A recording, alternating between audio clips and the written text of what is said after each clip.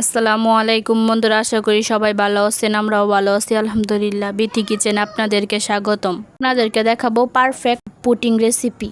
প্রথমে আমি পুডিংয়ের জন্য ক্যারামেলটা তৈরি করে নেব। এর জন্য দিয়ে দিব হাফ কাপ চিনি আর সামান্য একটু পানি। এখন চুলার আঁচটাকে মিডিয়াম করে ক্যারামেলটা তৈরি করে নেব। আমি এখানে আর কোনো নাড়াচাড়া দিব না। যখন এভাবে লাল হয়ে আসবে তখন আমি নাড়াচাড়া দিয়ে নেব। আমার ক্যারামেলটা হয়ে গেছে, এখন আমি বাটিতে ঢেলে নেব। এই বাটিতে আমি পুডিংটা বানাবো, সেই বাটিতে আমি ক্যারামেলটা সেট করে নেব। গরম অবস্থায় আমি ক্যারামেলটা ঢেলে দিব, নয়তো জমে যাবে। ক্যারামেলটা দিয়ে আমি বাটির চারপাশে ছড়িয়ে দিব। এখন আমি এক সাইডে রেখে দিব ঠান্ডা হয়ে যাওয়ার জন্য। এদিকে আমি ডিমটা ফাটিয়ে নিব। আমি এখানে 2টি ডিম নিয়েছি। আপনারা চাইলে পুডিংয়ের সাইজ অনুযায়ী কম বেশি করে নিতে পারেন।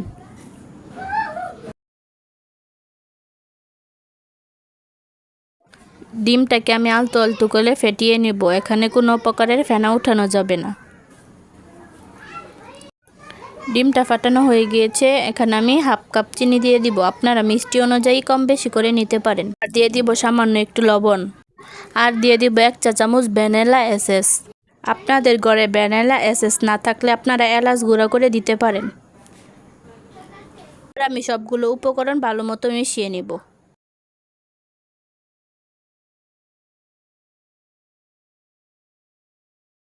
আমি দিয়ে দিব আগে থেকে জাল করা ঠান্ডা করে রাখা লিকুইড দুধ। দুধটা আমি ঘন করে জাল করে নিয়েছি। এবার আমি ভালো মতো মিশিয়ে নিব। এবার একটা ছাঁকনির সাহায্যে আমি যেই বাটিতে ক্যারামেলটা সেট করে নিয়েছি সেই বাটিতে ঢেলে নিব। অবশ্যই এখানে ছাঁকনি দিয়ে সেঁকে নিতে হবে, নয়তো ডিমের সাদা অংশগুলো থেকে যাবে। এবার আমি চুলায় বসিয়ে দিব একটা কড়াই। তারপর দিয়ে দিব পরিমাণ মতো পানি আর দিয়ে দিব একটা স্ট্যান্ড। আপনাদের ঘরে স্ট্যান্ড না থাকলে আপনারা চাইলে টিস্যু বা কাপড় দিতে পারেন। এবার স্ট্যান্ডের উপর বাটিটা রেখে বাটির যে ঢাকনাটা আমি সেটা দিয়ে দিব। তারপর দিয়ে দিব কড়াইয়ের ঢাকনাটা। এবার আমি 25 থেকে 30 মিনিট মিডিয়াম আঁচে জাল করে নেব। চলে আসলাম 30 মিনিট পর। এবার দেখব একটা কাঠির সাহায্যে পুডিংটা পারফেক্ট হয়েছে কিনা। যদি কাঠিতে কোনো ব্যাটার লেগে আসে তাহলে বুঝবো পুডিংটা হয়নি। আমার কাঠিতে কোনো ব্যাটার আসেনি, তাহলে বুঝবো আমার পুডিংটা হয়ে গিয়েছে।